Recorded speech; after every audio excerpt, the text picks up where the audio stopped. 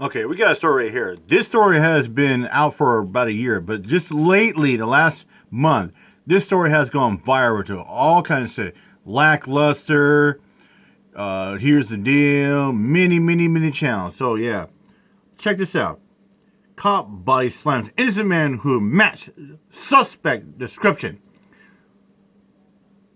Paulding County cop exposed for body slamming a man, an innocent man. All because he fit the description. Check it out. Decides to just body slam a random white male in his own neighborhood because he fit the description. Uh-oh. Here it is. Here we go. Let me see your hands. Let me see your hands. Put your hands in your pockets. Turn up your hands a little bit. Excuse me. Being detained, but I'll take your backpack off. Take your backpack off. Excuse me. What am I doing? Take your backpack off. Can you explain what Before you go on the ground, take your backpack off. I'm going to get picked up for work. You want to play this game? Put your hands on your back. This is my phone. Put it down. Can you tell me what's going on? Just put your hands behind your back before you end up on the ground. My phone.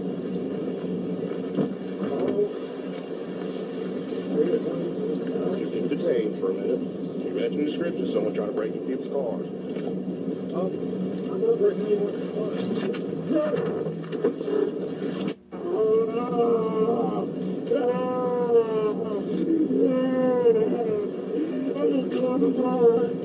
Get my back. You dumb bastard.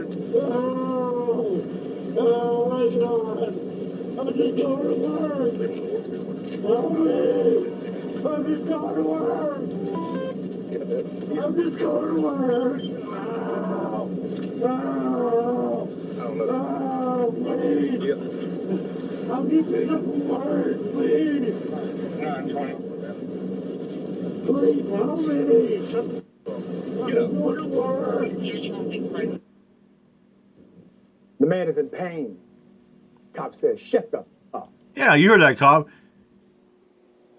Man's in fucking excruciating pain. He's screaming in pain. He said, "I'm just going to work." And what did the cop do? He said, "You fit the you fit the description of a guy trying to break into cars." Guys, I'm just going to work. He said, I'm just going to work. Takes his backpack off. He said, "What's this all about? I don't fit the description. I'm just going to work." He body slams at him. And the guy's excruciating pain. He said, "I'm just going to work." And the cop said, "Shut the fuck up." And he said, "You're fucking stupid." The man was in his own community, walking to work. Actually, he was getting a ride to work. Actually, he was actually walking to a friend's house, and a friend's going to pick him up, and he's going to get a ride to work. He was getting ready to go to work, working night shift. I remember I used to work at NYK back in 2008. I worked night shift. I worked 6 p.m. to 4 a.m. in the morning. So it's not unusual. I remember when I worked at Brooks. I worked at Brooks from 2 to 10 o'clock at night. 10 o'clock at night. So I worked shifts before. I worked this warehouse job in Lakewood back in 2007. No, actually not 2007, 2009. After service paper, so I worked this shift at Lakewood. I used to take the late bus. And I go to work at 11 o'clock at night, get off at 7, take the bus, go home in the morning time. So not everybody works 9 to 5 jobs. And there are people who go into work at 6, 7, 8 o'clock. Like I said, I work a graveyard and work in warehouse. But now I work a daytime shift. I like it. But I had no problem working nighttime, but it's just not me. Tom Jones of WSB-TV did a remarkable job in the original reporting. That's where I saw this story first. Let me put up Deputy McMaster, they call him.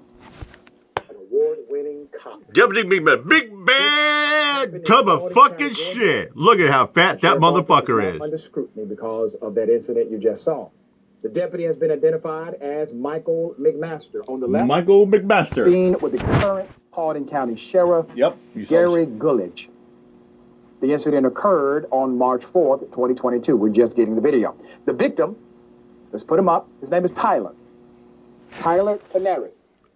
Tyler was charged with Panaris. misdemeanor obstruction of a law enforcement officer. That's according to Heavy.com. But the dash cam video gained attention on Reddit and on social media Oh, yes, it did. this month after it was posted to YouTube by the account Justice for Tyler Panaris. He was booked into custody at 6:35 p.m. He was released at 7:32 p.m. that day after posting a $1,000 bond. Never should have been arrested in the first place. Nope. The case remains. He should never been harassed, and that cop should not manhandled like that. Should have asked him, probably go out to him, say, "How you doing, sir? You look like you fished." He probably gonna say, "How you doing, sir? I'm all right." He probably say, "Well, the reason why I'm stopping you right here, is you look like fit description like that. Can I get your ID?" "Sure, no problem." "Okay, run a background." Or so where are you going, sir? "Going to work." "Okay. Hope you have a good day. Hope you have a nice day at work." Probably run our system, have a nice night. But no, this cop had to be a big bad Billy Badass guy. Flex min power. Pending. We're calling for these charges to be. Oh, this is completely bitch up. dropped. This is the bitch up. This is what it's like that. And this is what it's gonna make it a slam dunk case. And that's why this cop really fucked up. And the Paulding County Police Department really fucked up when they dropped the ball. You're gonna hear why. Following the arrest, Panaris was taken by an ambulance to a local hospital.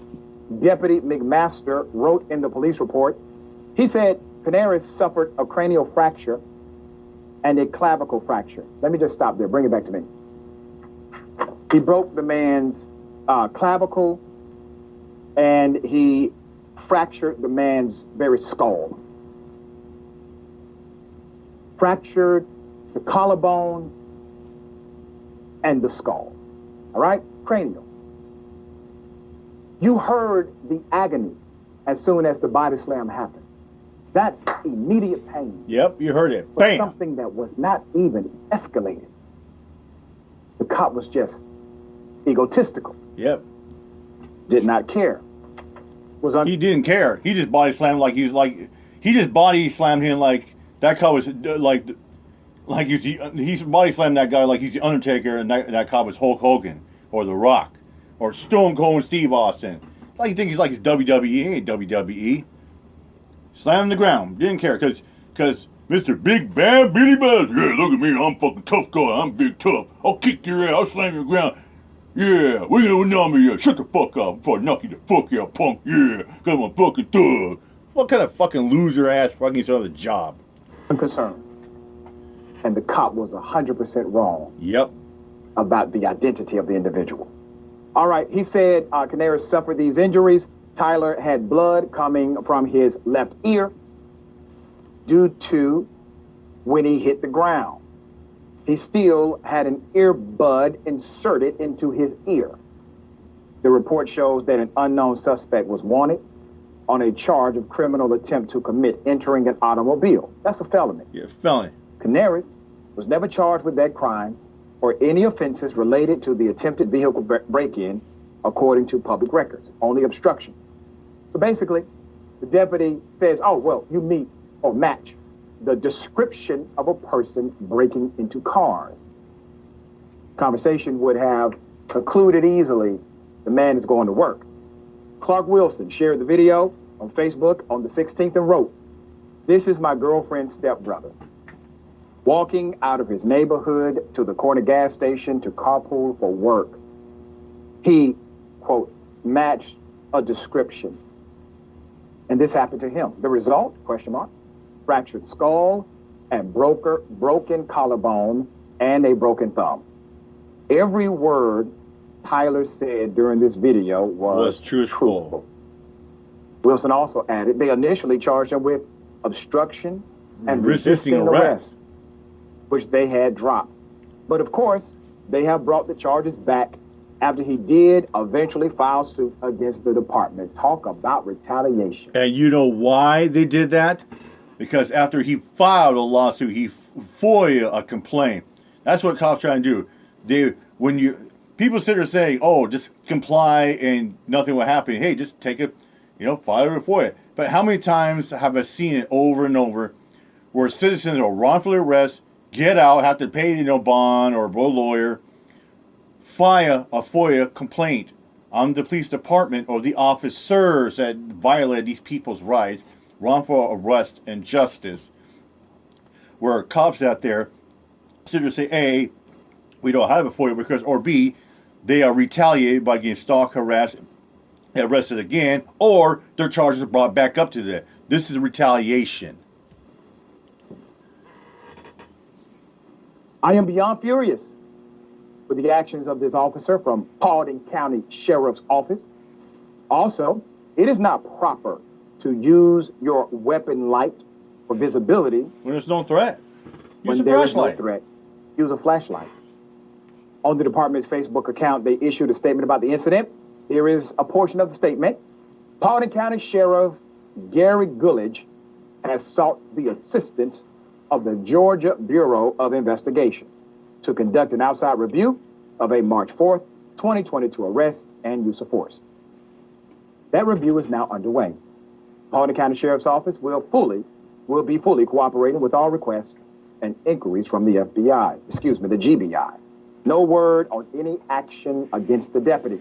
Is it not ironic that trained detectives, trained police officers, trained sergeants, trained chiefs, commanders, and sheriffs who are literally positioned, designed in a way to locate, understand criminality, to be able to know exactly what the charge is when they see it, to arrest when it is done. All of a sudden, they are not detectives when it comes to cops committing the same offenses. There's a nuance. We need to get more information.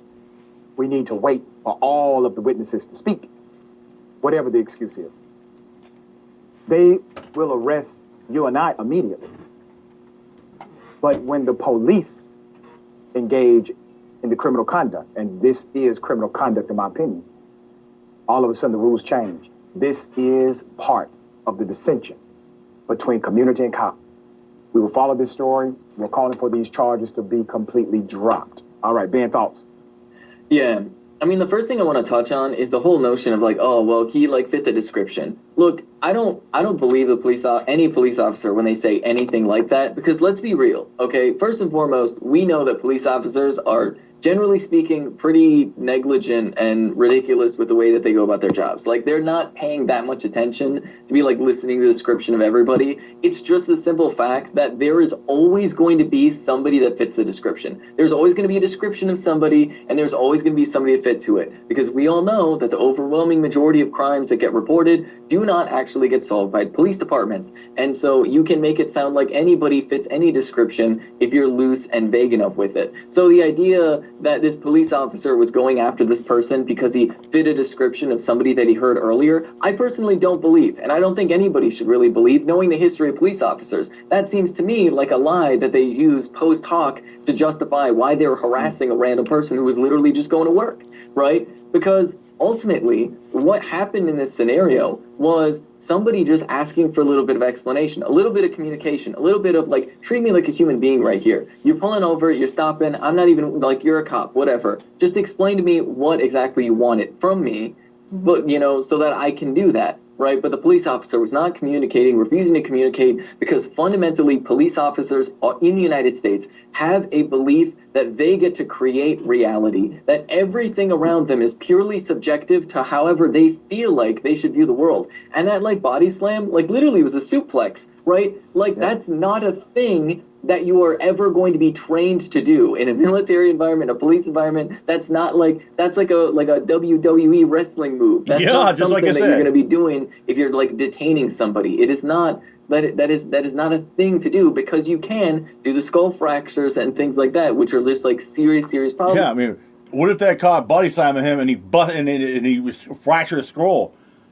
I mean, that could be intimate, life paralyzing injury or some kind of death. You know, and how would that cop feel? He probably say, "Oh well, I don't give a fuck." Problems that you don't want to do to somebody, right? Especially if you're a law enforcement professional. And so Like, it just seems like this police officer just wanted to be hardcore, wanted to be cool, wanted to be a Billy real Badass. tough guy. Flip Right? chisel like And Big you Bubba. have an entire police department that is rallying around this guy, just wanting to be a tough guy, I guess, because, you know... Yeah, you got a big Mr. fucking tough guy probably walking around 275, 80 pounds like a fat fucking tub of shit. Say, I'll kick your ass. How do you like me now? I'm a cop and I will fucking throw my papa kicking your ass. Your Paul Blart over here want to be hardcore. Oh, yeah, Paul main Blart. character. Like, Hey, I knew who was Paul literally, Blart, mall like, cop, what are fucking you doing? I could be. Because the Segway cop, institution is set motherfucker. up in such a way to literally defend a police officer who just wanted to feel like a tough guy for a moment, over somebody who literally, like, I got sent to the hospital because of that police officer's actions, and that is what's so infuriating, because the response with the charge, like throwing charges on him, which are just ridiculous charges. Like we all know, like